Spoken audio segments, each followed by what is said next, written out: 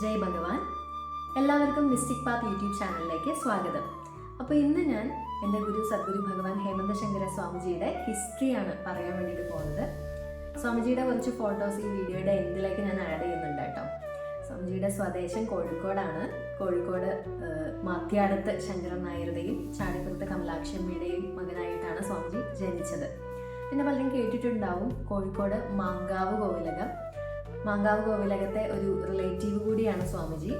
ഫാമിലിയുടെ കാര്യം പറയുകയാണെന്നുണ്ടെങ്കിൽ ഒരു റേഷണലിസ്റ്റ് ഫാമിലി ആയിരുന്നു സ്വാമിജിയുടേത്. കമ്മ്യൂണിസത്തിൻ്റെ പാത പിന്തുടർന്ന് ജീവിച്ച ഒരു കാലഘട്ടം കൂടി പൂർവാശ്രമത്തിൽ സ്വാമിജിക്ക് ഉണ്ടായിരുന്നു. അപ്പോൾ റേഷണലിസത്തിൻ്റെ അങ്ങേയറ്റത്ത് നിന്ന്, അതായത് യുക്തിവാദത്തിൻ്റെ അങ്ങേയറ്റത്ത് നിന്ന് സ്പിരിച്വാലിറ്റിയുടെ അങ്ങേയറ്റത്തേക്ക് എത്തി നിൽക്കുന്ന ഗുരുവാണ് സ്വാമിജി സദ്ഗുരു ഭഗവാൻ ഹേമന്ത ശങ്കര. അപ്പോൾ സ്വാമിജിയുടെ ഈ ലൈഫിൽ നിന്ന് നമുക്ക് മനസ്സിലാക്കാൻ പറ്റുന്ന ഒരു കാര്യം, നമ്മുടെ ഉള്ളിലൊരു ഡിവിനിറ്റി ഉണ്ടെന്നുണ്ടെങ്കിൽ അത് ഏത് രീതിയിലും പുറത്തു വരും എന്നുള്ളതാണ്. ഞാൻ ആദ്യം പറഞ്ഞ പോലെ തന്നെ ഒരു റേഷ്യലിസ്റ്റ് ഫാമിലി ആയിരുന്നു. എന്നിരുന്നാലും സ്വാമിജി ചെറുപ്പത്തിലെ തന്നെ മാറിയിരുന്ന് സെൽഫായിട്ട് മെഡിറ്റേഷൻ ചെയ്യുമായിരുന്നു. ആരും പഠിപ്പിച്ചു കൊടുക്കാതെ തന്നെ സെൽഫായിട്ടിരുന്ന് മെഡിറ്റേഷൻ ചെയ്യുമായിരുന്നു. പിന്നെ ഡിഫറെൻ്റ് ആയിട്ടുള്ളൊരു എക്സ്പീരിയൻസ് വളരെ ചെറുപ്പത്തിൽ അതായിരുന്നു ഫസ്റ്റ് എക്സ്പീരിയൻസ്. ഉള്ളിലുള്ള ഒരു ഡിവിനിറ്റി മനസ്സിലാക്കിയ ഒരു എക്സ്പീരിയൻസ് അതായിരുന്നു. സ്വാമിജിക്ക് ഒരു 4-5 വയസ്സ് പ്രായമുള്ള സമയത്ത് കോഴിക്കോട് ഞാൻ മുന്നേ പറഞ്ഞ മാങ്കാവ് കോവിലകം ഉണ്ടല്ലോ, അവിടെ ഒരു തൃശാലക്കുളം ഉണ്ട്. ഞാൻ ഈ അടുത്ത് അവിടെ പോയിട്ടുണ്ടായിരുന്നു കേട്ടോ. ആ തൃശാലക്കുളം നേരിൽ കാണാനുള്ളൊരു ഭാഗ്യം എനിക്ക് ഉണ്ടായി. എങ്ങനെ പറഞ്ഞു കേട്ടിട്ടേ ഉണ്ടായിരുന്നുള്ളൂ. അപ്പം നേരിൽ കണ്ടു. അപ്പോൾ ആ തൃശാലക്കുളത്തിൽ കളിച്ചുകൊണ്ടിരിക്കുകയായിരുന്നു. അപ്പോൾ ആ സമയത്ത് പെട്ടെന്ന് മുങ്ങിപ്പോവുകയും കുറേ മിനിറ്റ് സമയത്തേക്ക് സ്വാമിജിനെ കാണാതാവുകയും ചെയ്തു. കുറേ സമയം കഴിഞ്ഞപ്പോൾ ഈ കുളത്തിൻ്റെ സെൻറ്ററിലുള്ള ഒരു മണ്ഡപമുണ്ട്. സെൻറ്ററിൽ ആ മണ്ഡപത്തിൽ ഇരിക്കുന്നത് ഇരുന്ന് കളിക്കുന്നതായിട്ട് കണ്ടു. അപ്പം അങ്ങനെ ആളുകൾ ചോദിച്ചു, എന്താ കുട്ടി എവിടെയായിരുന്നു എന്ന് ചോദിച്ചപ്പോൾ ഞാൻ ശിവഭഗവാനുമൊത്ത് കളിക്കുകയായിരുന്നു എന്നാണ് കുട്ടി മറുപടി പറഞ്ഞത്. അപ്പോൾ ഇതായിരുന്നു ഫസ്റ്റ് ഒരു ഡിഫറെൻ്റ് ആയിട്ടുള്ള എക്സ്പീരിയൻസ് എന്ന് പറയുന്നത്. പിന്നെ എടുത്തു പറയേണ്ട ഒരു കാര്യം, ചെറുപ്പത്തിലെ തന്നെ മാർഷൽ ആർട്സിൽ നല്ല ഇൻട്രസ്റ്റ് ഉണ്ടായിരുന്നു സ്വാമിജിക്ക്. ഒരു 40 വർഷത്തോളമാണ് സ്വാമിജി മാർഷൽ ആർട്സിൽ റിസർച്ച് ചെയ്തത്. മാർഷൽ ആർട്സിലെ നോളജ് എത്രമാത്രം ഉണ്ടെന്ന് ഇനി ഞാൻ പറയണ്ടല്ലോ, അത്രയും നോളജാണ് മാർഷൽ ആർട്സിലുള്ളത്. സ്വാമിജിയുടെ കാര്യത്തിൽ martial arts is a way of spiritual life എന്ന് നമുക്ക് പറയാൻ വേണ്ടിയിട്ടും പറ്റും. സ്വാമിജിയുടെ മാർഷൽ ആർട്സിലെ അച്ചീവ്മെന്റ്സ് പറയുകയാണെന്നുണ്ടെങ്കിൽ 9th degree black belt in kickboxing, 5th degree black belt in karate, 5th degree black belt in kung fu, 4th degree black belt in kobudo. പിന്നെ ബാക്കി martial ആർട്സിൻ്റെ judo, kalaripayattu, tai chi, ഇതിലെല്ലാം ഉള്ള ഡീപ്പ് നോളജും സ്വാമിജിക്ക് ഉണ്ട്.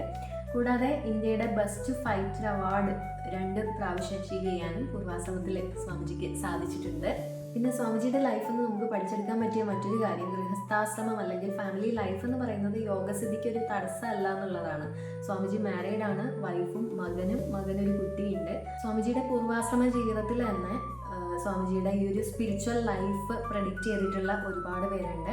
നിങ്ങളിങ്ങനെ ജീവിക്കേണ്ട ആളല്ല, നിങ്ങളുടെ ഉള്ളിലൊരു ശിവചൈതന്യമുണ്ട്, സോ ആ ഒരു രീതിയിൽ ജീവിക്കേണ്ട ആളാണ് എന്ന് പറഞ്ഞിട്ടുള്ള ഒരുപാട് പേരുണ്ട്. അങ്ങനെ പ്രഡിക്റ്റ് ചെയ്ത ആളുകളിൽ ഒരാളാണ് മാതൃഭൂമി പഞ്ചാംഗമൊക്കെ എഴുതിയിട്ടുള്ള നോർമൽ അച്യുതൻ നായർ എന്ന് പറയുന്നത്. ഫാമിലി ലൈഫായിട്ട് മുന്നോട്ട് പോകുന്ന സമയത്താണ് സ്വാമിജിക്ക് ആത്മീയതയിൽ കുറേയധികം താല്പര്യം തോന്നുകയും ഭാരതം മുഴുവൻ ഒരു യാത്ര പോവുകയും ചെയ്യുകയുണ്ടായി. അപ്പോൾ ഈ യാത്ര എന്ന് പറയുമ്പോൾ എന്തിനെയോ തേടിയുള്ളൊരു യാത്രയുണ്ടല്ലോ, അങ്ങനെ ഒരു യാത്രയിൽ വെച്ചിട്ടാണ് ഹിമാലയത്തിൽ വെച്ചിട്ട് സ്വാമിജിയുടെ മഹാഗുരുവിനെ കണ്ടുമുട്ടി. മഹാഗുരു ഷാവലിൻ ടെമ്പിളിൽ ഉണ്ടായിരുന്ന ചൈനീസ് ബുദ്ധ സന്യാസിയായ ശിവഭക്തനായ ഖായിലി എന്നാണ് മഹാഗുരുജിയുടെ പേര്. മഹാഗുരുജിയിൽ നിന്നാണ് സ്വാമിജി ദീക്ഷ സ്വീകരിച്ചത്. ഇനി ബുദ്ധ സിസ്റ്റത്തിലൊക്കെ പറയുന്ന ഒരു 6 ഡോട്ട് സിസ്റ്റം ഉണ്ട് നെറുകയിൽ ചെയ്യുന്ന, അതും സ്വാമിജിക്ക് മഹാഗുരുജി കൊടുക്കുകയുണ്ടായി. ലോകത്തിലെ ഏറ്റവും ഉയർന്ന തലത്തിലുള്ള 10 അതീന്ദ്രിയ ജ്ഞാനികളിൽ ഒരാളാണ് മഹാഗുരുജി. മഹാഗുരുജി ഈ ലോകത്ത് ആകെ 3 പേർക്ക് മാത്രമേ ദീക്ഷ കൊടുത്തിട്ടുള്ളൂ. അപ്പോൾ അതിൽ 1 കാലിഫോർണിയ, 2 ഓസ്ട്രേലിയ, 3ാമത്തെ ഇന്ത്യ, അത് സ്വാമിജിക്കാണ്. പാലി ലിപിയിൽ എഴുതപ്പെട്ടിട്ടുള്ള 13 വിശിഷ്ട ഗ്രന്ഥങ്ങൾ, വിലമതിക്കാനാവാത്ത ഗ്രന്ഥങ്ങളാണ്. അത്രയും ഗ്രന്ഥങ്ങളും സ്വാമിജിക്ക് മഹാഗുരുജി നൽകുകയുണ്ടായി. മഹാഗുരുജി പഠിപ്പിച്ച പാതയിലൂടെയാണ് പിന്നീട് അങ്ങോട്ട് സ്വാമിജിയുടെ ജീവിതം മുന്നോട്ട് പോയിക്കൊണ്ടിരിക്കുന്നത്. അതുപോലെ ദീർഘമായ തപസ്സിലൂടെ സ്വാമിജിക്ക് അഷ്ടസിദ്ധികൾ കൈവരിക്കാൻ സാധിച്ചു. അഷ്ടസിദ്ധികളോടും അവധൂത ലക്ഷണങ്ങളോടും കൂടിയ ഗുരുവാണ് സ്വാമിജി സദ്ഗുരു ഭഗവാൻ ഹേമന്ത ശങ്കര.